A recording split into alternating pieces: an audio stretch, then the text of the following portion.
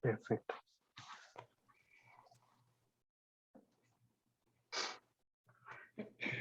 Muy buenas tardes. La Facultad de Medicina les da la más cordial bienvenida a la charla ¿Es la felicidad una decisión personal?, a cargo de la doctora Luisa Villanueva Salazar. La doctora Villanueva es profesora de la Escuela de Formación Docente de la Universidad de Costa Rica. Además, es licenciada en enfermería con especialidad en salud pública. Tiene una maestría en gerontología y en salud y población. Además, cuenta con un doctorado en investigación y es docente investigadora de la Escuela de Salud Pública y la Escuela de Formación Docente. También es investigadora ad honorem para el programa de investigación en envejecimiento PROINVE y NISA UCR, en el macroproyecto Situación de la Persona Adulta Mayor de los GIUD y en el proyecto Dream Horizon 2020 con la Universidad de Trento, Italia. Doctora, muy buenas tardes. Buenas tardes. Buenas tardes a la audiencia que nos acompaña.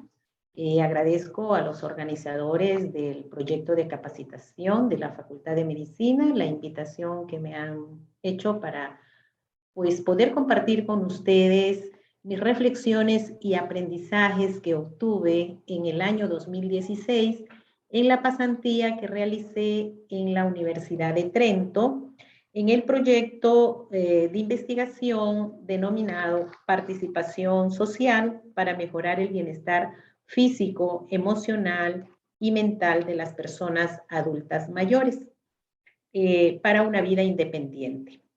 En este proyecto, que estaba como pasante investigadora, me llamó mucho la atención que uno de los cursos que teníamos que llevar tenía que ver con el tema de la felicidad. En el campo que yo estaba relacionándome en la universidad eran ingenieros del área de la informática y ellos llevan estos cursos.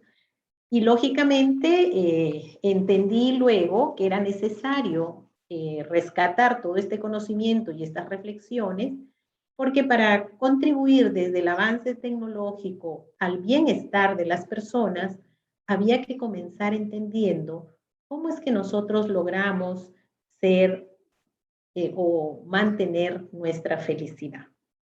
Desde ahí les voy a compartir entonces mis aprendizajes y la experiencia que he ido intentando desarrollar un poco más desde estos años, y creo que el nombre, el título de esta conversación justamente quiere rescatar que la decisión es de cada uno de nosotros.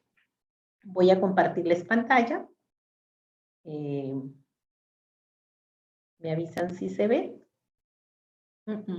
Creo que no marqué, así, ya está marcado. Ok. Bien. Solo le robo un segundito para indicarle a los participantes que les rogamos mantener los micrófonos apagados durante la charla y que al final de la misma tendremos un espacio entonces para las preguntas. Adelante, doctora. Bien.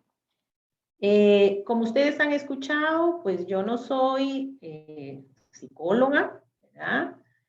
El enfoque que les voy a dar es de donde yo lo he aprendido, revisando un poco estos desarrollos de la psicología positiva, de la psicología social, y algunos de los puntos que he considerado para esta conversación está elementos relacionados con los mitos sobre la felicidad, los determinantes de la felicidad, los beneficios que nos da la felicidad y cómo poder trabajar cotidianamente para ser felices. Inicio rescatando que todos los seres humanos tenemos el derecho a ser felices. Sin embargo, en esta búsqueda de ser felices, también tenemos que reconocer que todos somos seres racionales, emocionales y espirituales. Y en nuestro devenir cotidiano a veces nos colocamos muchas barreras en nuestra vida.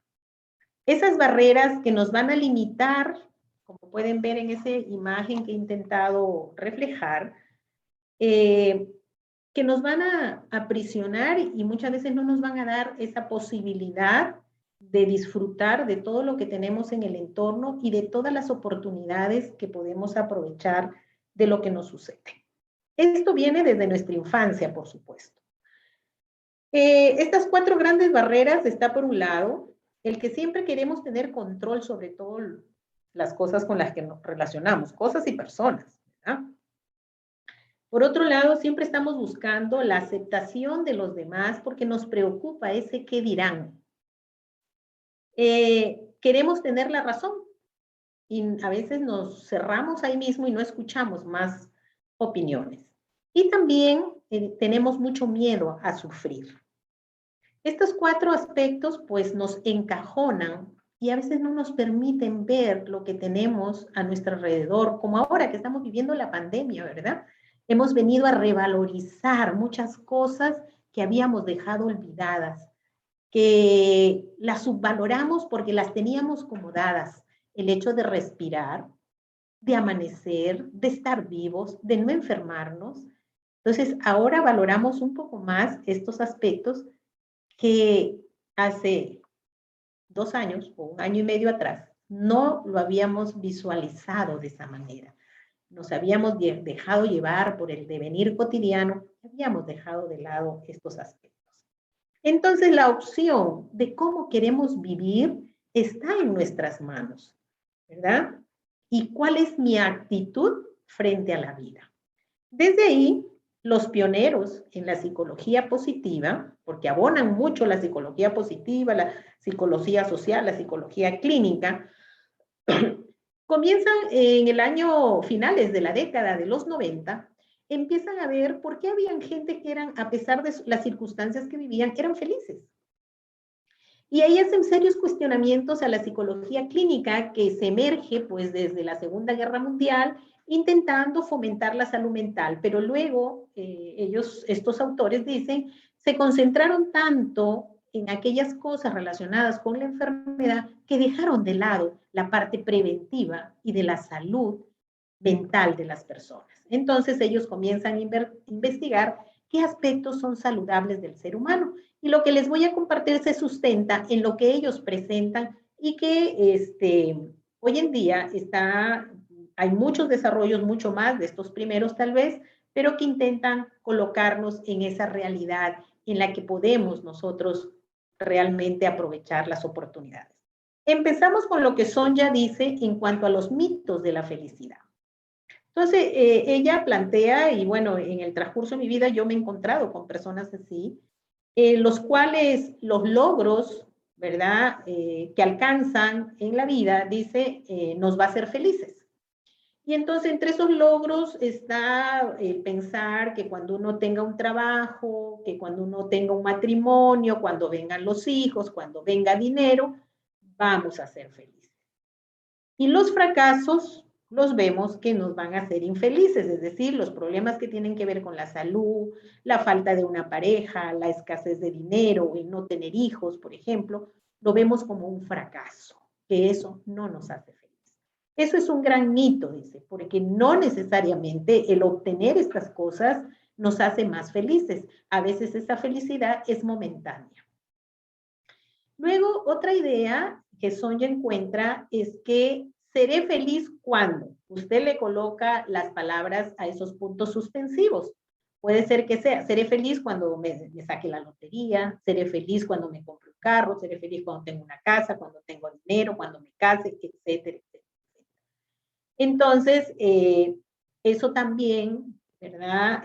No asegura, dice ella, una felicidad eterna, sino una vez que lo alcanzó, el ser humano tiene esa capacidad hedonista de adaptarse a lo positivo y luego entra en una fase de infelicidad en la medida que eso ya no le llena todo lo que la expectativa que tenía. Por otro lado, también no seré feliz, sí, y ahí podemos también llenar el casillero, ¿verdad? No seré feliz si no tengo dinero, no seré feliz si no me logro casar, no seré... Entonces, estas formas de ver la felicidad, dice ella, lo hace de una manera muy reduccionista. No podemos pensar que la felicidad solo está a la par de estos mitos, que es cierto que estos nos pueden dar felicidad, sí nos pueden dar felicidad, pero no es suficiente estas circunstancias, estas situaciones que nos pasan, porque luego, una vez que el ser humano encuentra una regularidad, una monotonía, va a ir en búsqueda de otras fuentes de felicidad. Superado eso, entonces empiezan a hacer el estudio, ella misma, para ver qué es lo que determina la felicidad. Y en lo que encuentra es que hay 3 grandes áreas de la vida humana que predice la felicidad. Y ustedes lo ven ahí, 50, 10 y 40%. ¿Qué quiere decir? Dice que los niveles de felicidad de las personas, que lo podemos predecir, van a depender un 50% de nuestra genética. Es decir, ya lo traemos puesto, ese 50%. Y algunos dirán, bueno, qué fácil para los que ya lo traen, ¿verdad? Porque entonces, al traer esa felicidad, al heredar, ¿verdad? Entonces, vamos a tener un sistema inmunológico, psicológico que nos va a proteger. Y va a ser más fácil mantener niveles de felicidad de forma más duradera. Otro 10% del componente para ser felices está en las circunstancias de la vida o las situaciones con las cuales nos enfrentamos. Entonces dice, hay situaciones en que tenemos, ¿verdad? Que de eso va a determinar el 10% de nuestra felicidad y que no las vamos a poder cambiar a veces esas condiciones. Y ahí en los estudios que abonan otros de los psicólogos se encuentran y ahí es donde se trabaja la resiliencia, que realmente hay gente que vive en una extrema pobreza o niños que no tienen nada, sin embargo son felices. Entonces, ¿qué pasa? ¿Por qué? ¿Por qué está ocurriendo eso? Cuando sus circunstancias o sus condiciones de vida están determinando solo un 10%, ¿será que vienen con un 50% de su genética heredada para ser felices? Y es ahí donde encuentran que hay un 40% que trae el ser humano que depende de nuestra actitud, de nuestra manera de pensar, de nuestro comportamiento, de lo que nosotros vamos a hacer para aumentar o para disminuir nuestra felicidad en la vida cotidiana. Entonces, si tenemos la suerte de venir con esa carga genética, bien. Y si no la tenemos ese 40% inserto en nosotros, en nuestra decisión, para ver qué actitud tomamos. Seligman, otro de los pioneros, genera una fórmula. Con estos 3 elementos es lo mismo, genera una fórmula. Él dice, hay un rango fijo que lo traemos al nacer para ser felices, que es la genética o la herencia. Luego tenemos las circunstancias de la vida y luego la voluntad. ¿verdad? O sea, nuestra voluntad de querer o no ser felices, de tener o no emociones positivas o negativas. Está en nuestro ser. Entonces, son nuestras reacciones a lo que nos pasa, lo que va a regir y va a repercutir en nuestra vida. Los momentos críticos los podemos ver como oportunidades para renovarnos, para crecer o para cambiar significativamente, o todo lo contrario. Lo que importa es la manera en que uno los recibe. La ciencia nos demuestra que la oportunidad favorece a la mente que está preparada, es decir, esa mente que sabe realmente dónde radica su felicidad y dónde no radica su felicidad para poder superar cada circunstancia que se le presente en la vida. Entonces, viendo los determinantes, nos preguntamos, ¿podemos ser felices? ¿Se puede ser más feliz en este mundo? Y pues se parte de preguntarse uno mismo, ¿qué crees que te haría más feliz? Si no tienes una relación en este momento, tener una relación, tener más flexibilidad laboral o cambiarte de trabajo porque el que tienes ya no te satisface. Tener una pareja, un cónyuge más atento, más atenta, un hijo, verte más joven, adelgazar, que tu hijo sea un buen estudiante, que tus padres te apoyen y te quieran más, curarte de alguna enfermedad crónica o de alguna discapacidad, tener más dinero, tener más tiempo. ¿Dónde estamos nosotros colocando nuestra fuente de felicidad? Y para ello, entonces, hay que reconocer que nuestro anhelo de incrementar nuestra felicidad no es una ilusión, más bien debe ser un objetivo de importancia vital, que todos tenemos derecho a tratar de alcanzar y los medios para conseguirlo, porque está en nuestra actitud y en nuestra decisión. Tampoco podemos pensar que la felicidad es un golpe de buena suerte que debemos quedarnos esperando, ni tampoco es algo que está en algún lugar y que tenemos que encontrar.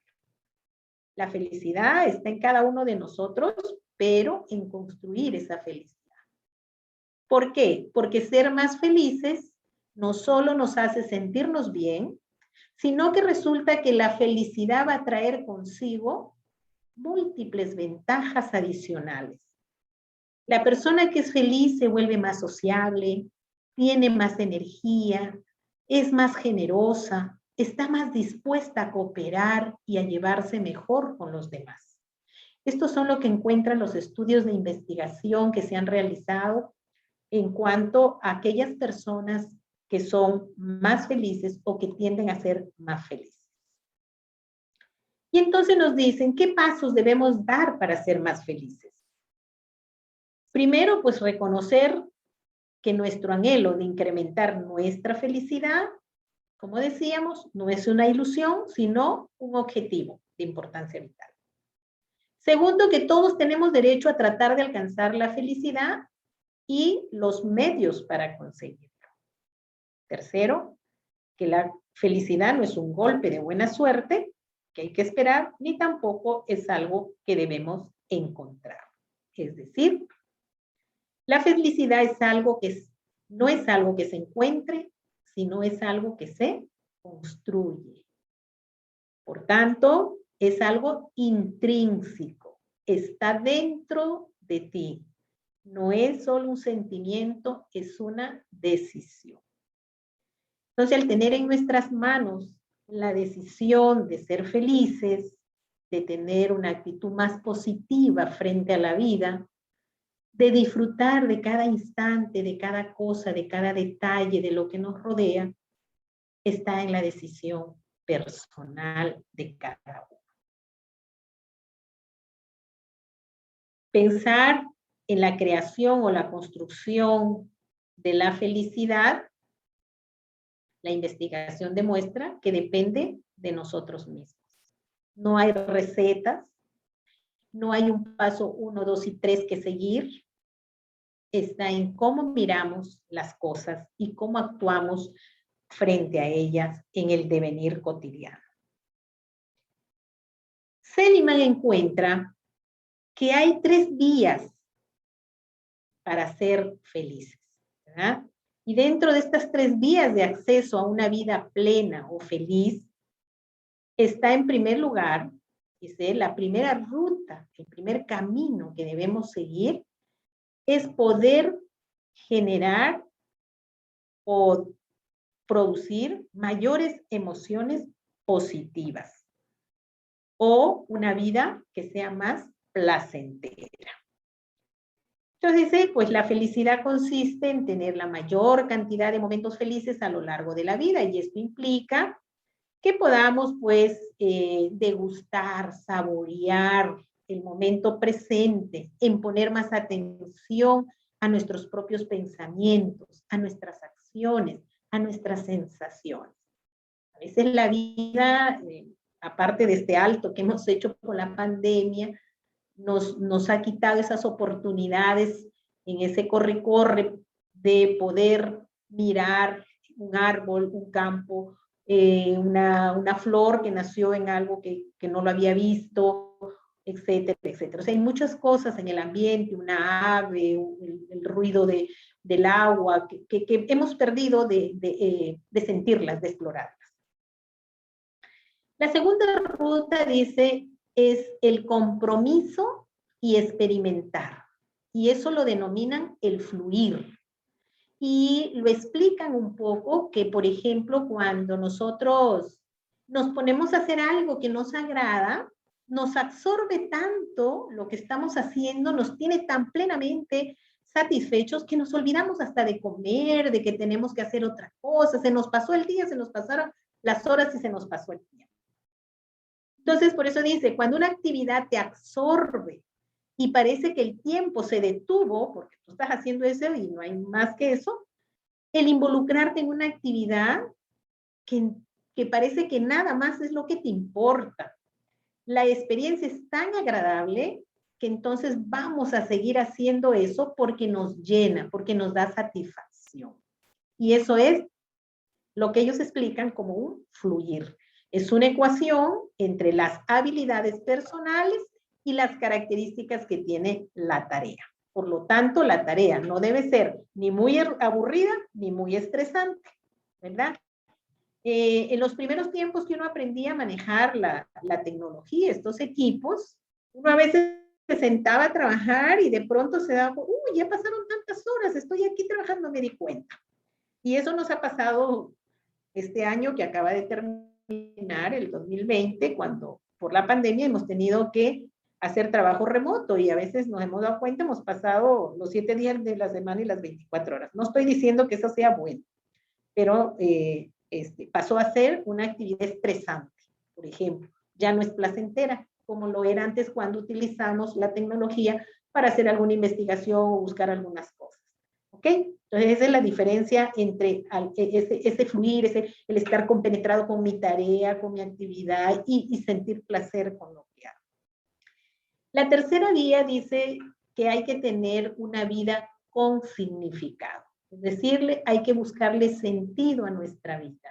Y esto implica que podamos aplicar las fortalezas que tenemos para ayudar a los demás y hacer que estos puedan desarrollar sus potencialidades. Es involucrarnos en eso, cómo ayudamos. Y esto viene desde nuestro propio hogar, ¿verdad? Si tenemos familia, cuando estamos con los niños, ayudándolos a que ellos crezcan, maduren, se desarrollen, en el trabajo, en las escuelas, en la comunidad, en algún voluntariado que tengamos, en todos estos espacios nosotros vamos a darnos un poco más hacia los demás y eso nos da felicidad, nos llena de felicidad, salvo que lo hagamos por obligación, ¿verdad? Pero cuando uno lo hace en esa búsqueda de querer pues potenciar las capacidades de los demás, lo vamos a disfrutar un poco. Entonces es poner pues nuestras capacidades al servicio de los demás para que puedan obtener un significado vital en su existencia. La ciencia de la felicidad centra su interés entonces en analizar las fortalezas, las virtudes y las destrezas humanas como base para comprender los factores que contribuyen al bienestar subjetivo, ¿verdad? Y a veces uno separa la palabra bienestar. ¿Qué significa bienestar? Es bienestar o estar bien, ¿verdad? Pero eso lo vive cada uno, lo interpreta cada uno. Por eso se habla de un bienestar subjetivo. ¿Qué beneficios se pueden encontrar? Cuando se dice que nos ayuda a nuestro sistema inmunológico psicológico, es decir, ese sistema inmunológico psicológico se refiere a esa capacidad que tenemos de recuperarnos de las situaciones o de las experiencias dolorosas, difíciles, ¿verdad? Aprovechando y aprendiendo de cada una de ellas.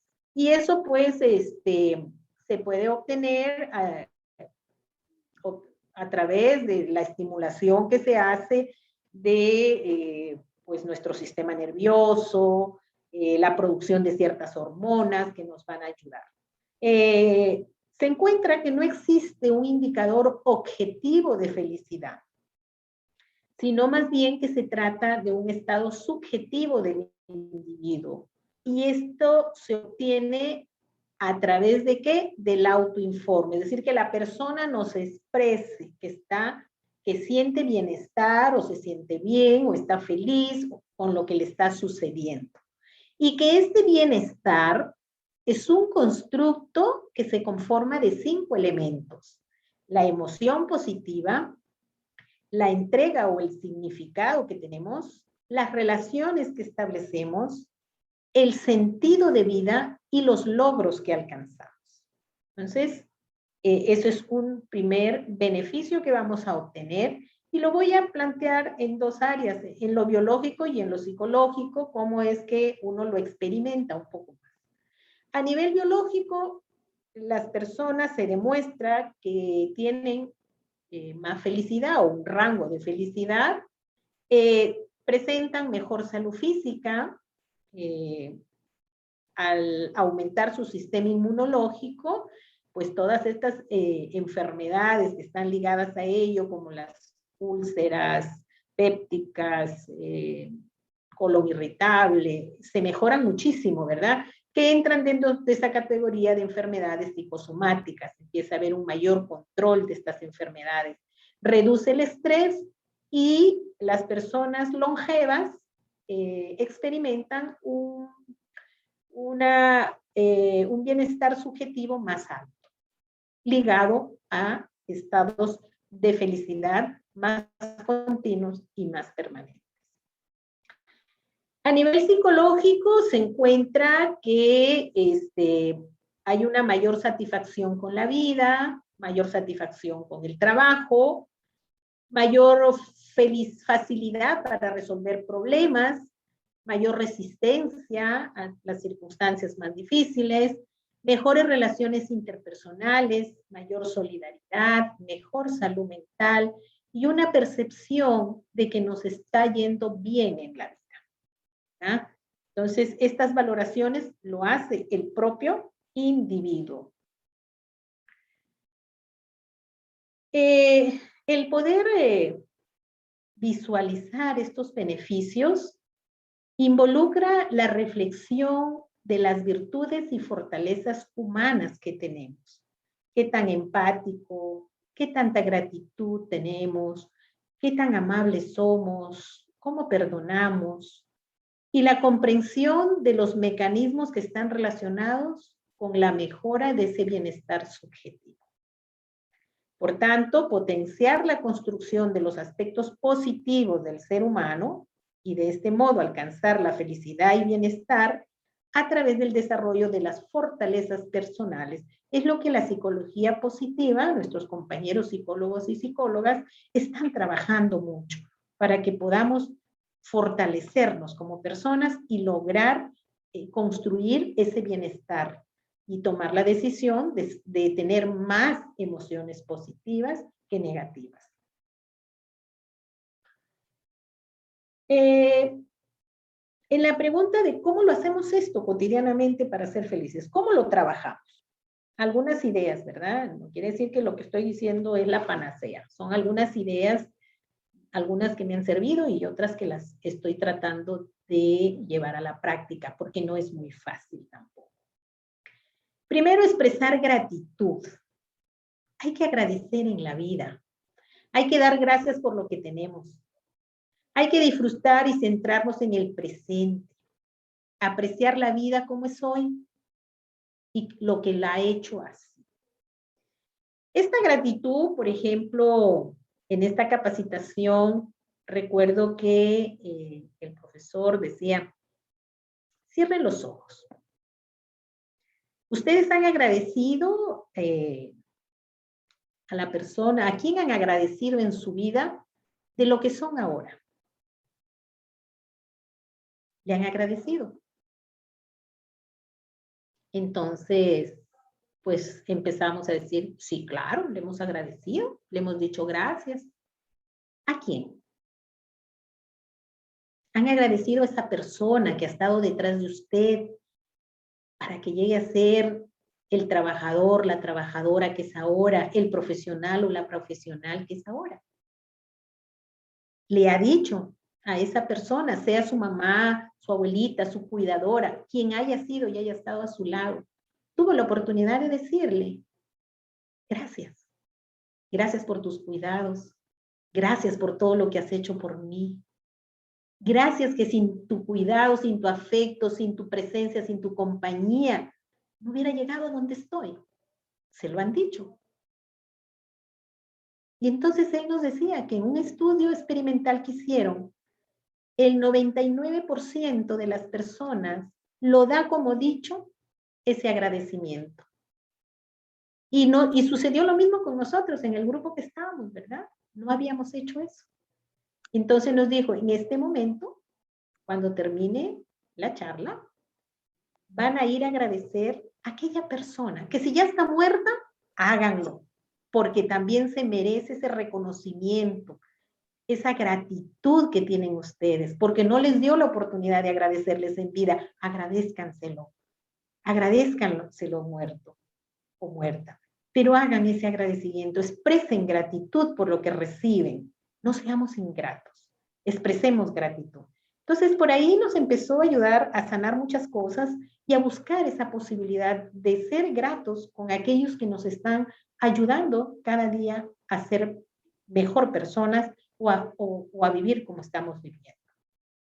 El otro aspecto que nos invitaron a trabajar mucho fue que cultivemos el optimismo.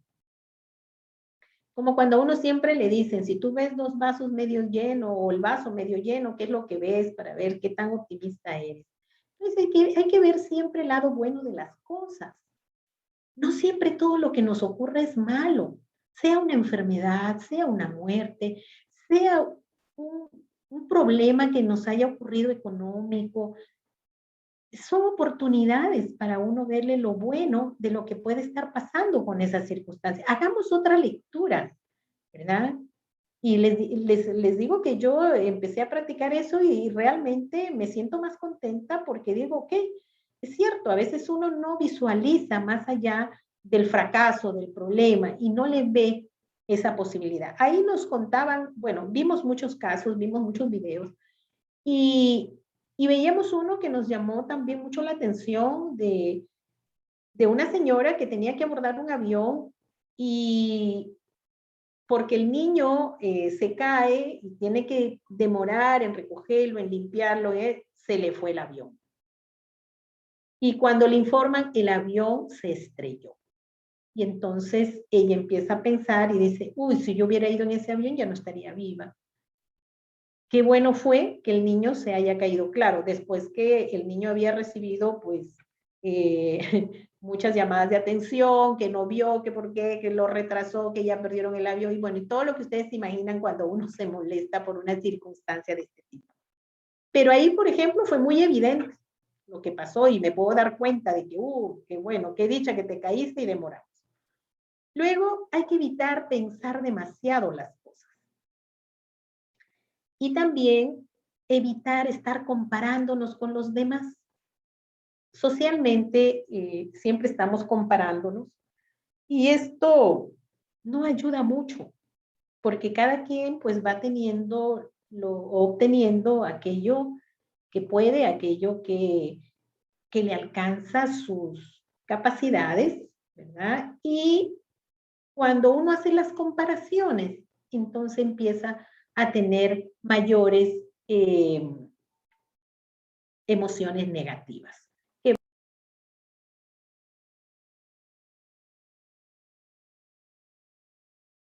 Disculpen, hay que ver, evitar pues generar estas emociones negativas en nosotros para aprovechar cada circunstancia de manera más positiva. Bien.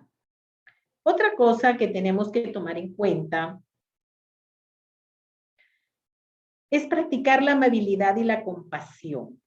En este siglo hay mucha preocupación por la pérdida de la sensibilidad humana, ¿verdad?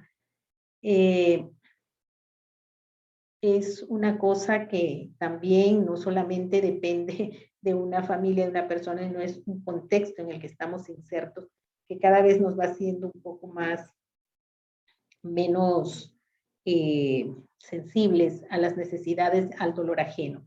Entonces aquí es poder empezar a practicar un poco de amabilidad y de compasión, que el beneficio es tanto para el que lo recibe como para el que lo da. Entonces, Es otra forma de ir encontrando esas oportunidades, ¿verdad?, en nuestra vida de ayudar a los otros y nos ayudamos a nosotros mismos. Cuidar las relaciones sociales. Acá la reflexión iba por el lado que en cada etapa de nuestra vida vamos teniendo diferentes amistades, vamos construyendo diferentes grupos sociales, pero que con el paso del tiempo a veces nos olvidamos que existen esas personas. Y nos enfrascamos a veces tanto, ya sea en nuestro trabajo, ya sea en nuestra familia, que las dejamos de lado, ¿verdad? Y todos sabemos que en esta vida, pues los procesos van cambiando, la dinámica de la vida nos lleva a diferentes circunstancias y hay que mantener, hay que cultivar esas relaciones sociales, no hay que dejarlas del todo, hay que mantenernos con aquellas personas, pues, que han estado en nuestra vida y que pueden seguir estando si nosotros así lo deseamos. Hay que encontrar las mejores estrategias que podamos para enfrentar esas circunstancias difíciles, dolorosas, el estrés, el sufrimiento. Aprender a ser resilientes. Aprender de las circunstancias difíciles y sacar ganancia de todo para ser mejores seres humanos. Aprender a perdonar.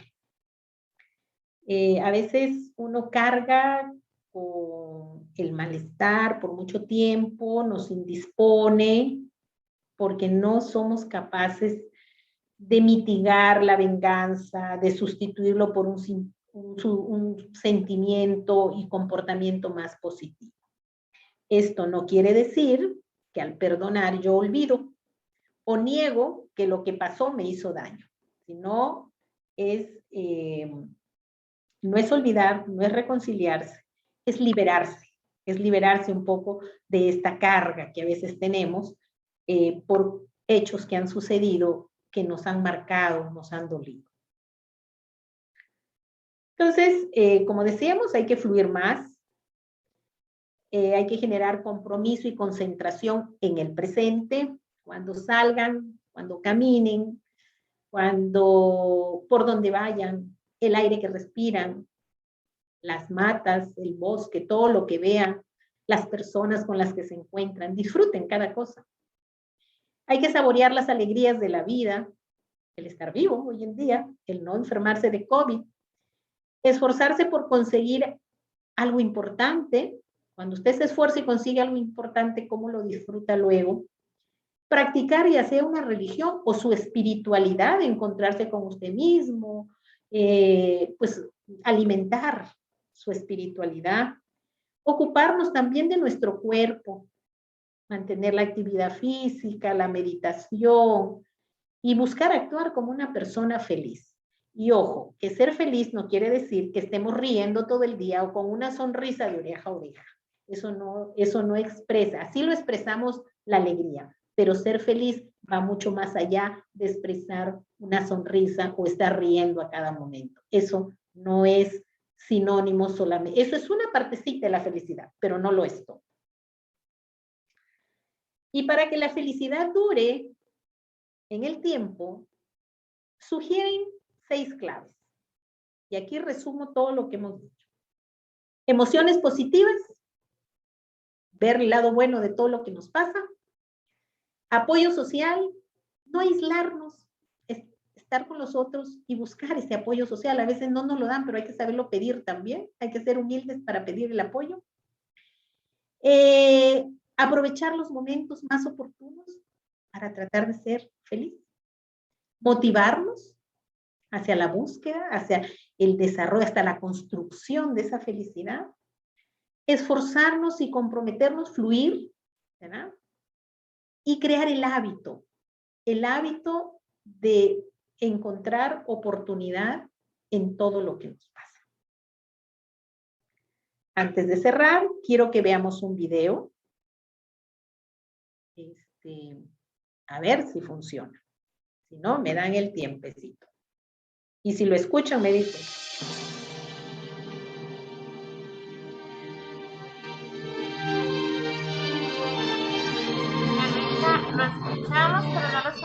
viendo. Disculpe. Sí se escucha, pero no se ve el video.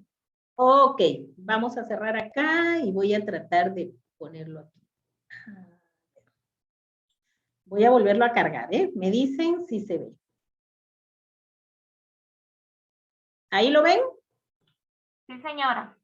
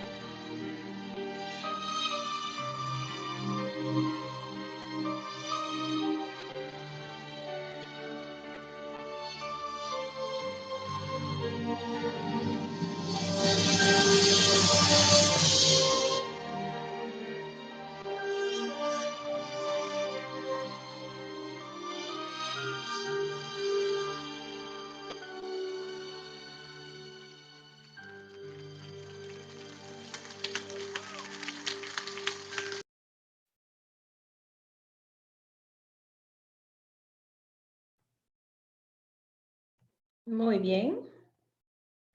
Entonces, lo que acabamos de ver, ¿verdad? Estas dos personas, ella sin un brazo, él sin una pierna, si hubieran quedado pensando, mejor decidimos no más, nunca más volver a bailar porque no tenemos nuestra pierna y no tenemos nuestro brazo.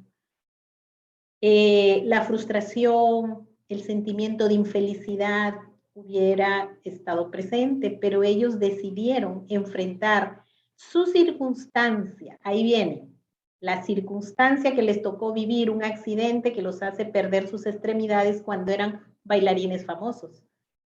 Pero tomaron la decisión, ese 40%, esa actitud de enfrentar la vida, adaptándose o generando formas para seguir desarrollando aquellos que les agrada.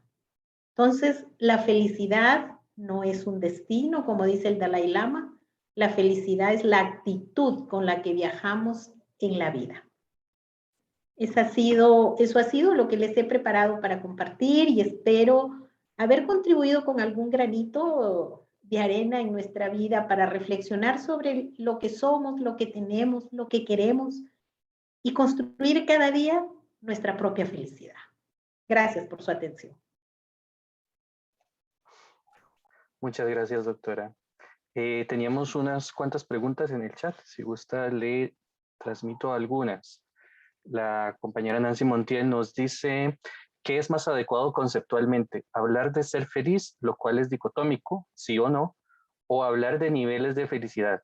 Y ahí es relevante cómo aumentar la felicidad, porque en la presentación se mencionan ambas y creo que no se enfatiza en la segunda. Ok, bien. Hay controversia, hay posición de, como les decía al inicio, yo no soy psicóloga, estoy compartiendo con ustedes una experiencia de capacitación que me ayudó a construir mi felicidad cada día más y creo que desde ahí la compañera Silvia Navarro, que me escuchó cuando recién regresé de Italia, esta charla, con la emoción de haber aprendido algo para mi vida, ¿verdad? Porque eso es lo interesante, aprender algo que te sirva para tu vida y que a la vez lo puedas compartir con otros. Algunos hablan de niveles, que la felicidad no es un continuo, que hay grados, que hay niveles. Para mí, la felicidad la experimentas o no la experimentas. Los niveles o es más o es menos, según los autores, pues algunos manifiestan que sí, siempre tenemos la felicidad presente. Lo que pasa es que a veces no la explotamos, no la sacamos fuera. Y que en ese sentido yo busco cómo ser más feliz de lo que ya soy. Y en otros, sí hay autores que dicen que vamos a ir de forma gradual, que a veces experimentamos ciertos niveles de felicidad. Y como dice, pues no es dicotómico, pero para mí, en mi experiencia, como digo, desde mi campo de la salud pública, me interesa que las personas experimenten ser felices en su vida y cuando presienten que la infelicidad, la frustración, el sentimiento negativo está ahí, es cuando uno trata de buscar, que se busque la persona a sí misma, por qué está experimentando esa emoción, ese pensamiento, ese sentimiento, y lo trate de superar. Ahí yo dejaría a los colegas del campo en la psicología que tal vez tengan esa inquietud por una investigación de estos niveles de felicidad, que tal vez lo puedan trabajar desde esa perspectiva. ¿Alguna otra? Sí, doctora, muchas gracias. Nos consultan: ¿cuál es la diferencia entre ser feliz y estar feliz?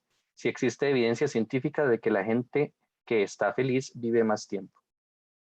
Sí, yo les decía que justamente los autores que puse, que son los pioneros en el campo de la psicología positiva, tienen muchos trabajos y ahora estuve revisando para esta charla, encontré por ahí muchas fuentes nuevas que están incursionando, como les decía, esto aparece a finales de la década de los 90, 97, 98, empieza a estudiarse un poco más y se ha incrementado estos estudios científicamente demostrado, inclusive en los experimentos que han hecho para ver en el cerebro cómo son las reacciones.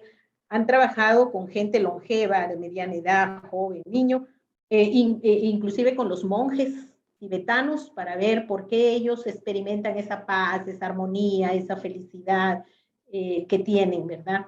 Entonces sí, quien esté interesado, busque alguno de estos autores y sus libros y sus investigaciones.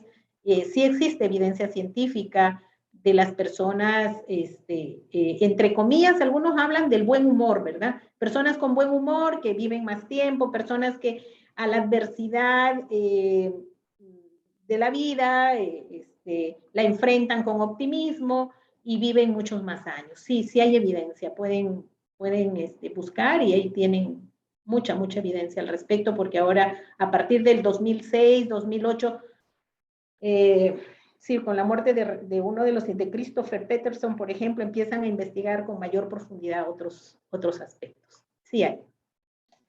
Perfecto. Y nos comentan también cuál es la diferencia entre ser feliz y ser pleno. Bueno, en ese sentido, digamos, si conceptualmente o teóricamente queremos ver las diferencias entre qué es ser pleno y qué es ser feliz, Seligman lo utiliza como algo sinónimo. Por eso él dice, ser feliz o tener vida placentera, es decir, el placer es lo que busca todo ser humano. Por eso decíamos al inicio, una de las barreras que tenemos en nuestra vida es estar constantemente teniendo miedo por sufrir, ¿verdad? Y el sufrir expresado en esas evidencias de que uno puede tener un problema de salud, una discapacidad, una situación, una pérdida de un trabajo, de un familiar, de un hijo, etc.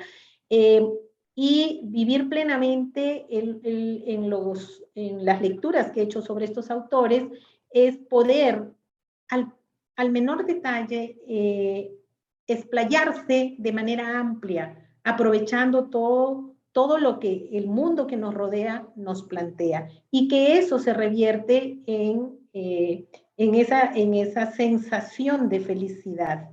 Entonces, para él, en algún momento lo ve como sinónimos, ¿verdad? El tener vida plena, placentera, plena o feliz, lo ve como que va dentro de ese marco. Y otros autores, que también he revisado, dentro de ellos unos rusos, que dicen que no, que es completamente diferente. Ser pleno, alcanzar la plenitud nunca se alcanza. Por ejemplo, uno de ellos dice, nunca se va a alcanzar la plenitud total. Uno tiene ciertos periodos de felicidad, niveles de felicidad que nos acercan a esa plenitud, pero llegar a ser pleno es un nivel, un estrato mucho más alto y mucho más difícil de alcanzar.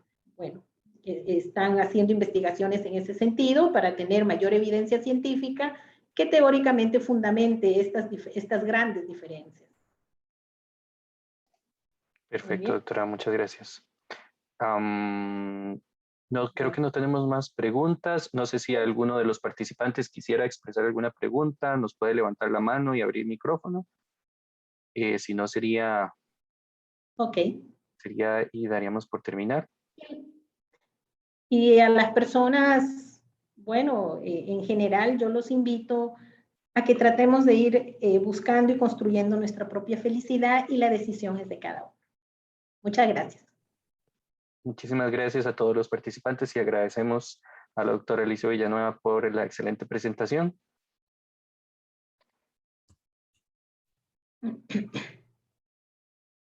Muy bien, hasta luego.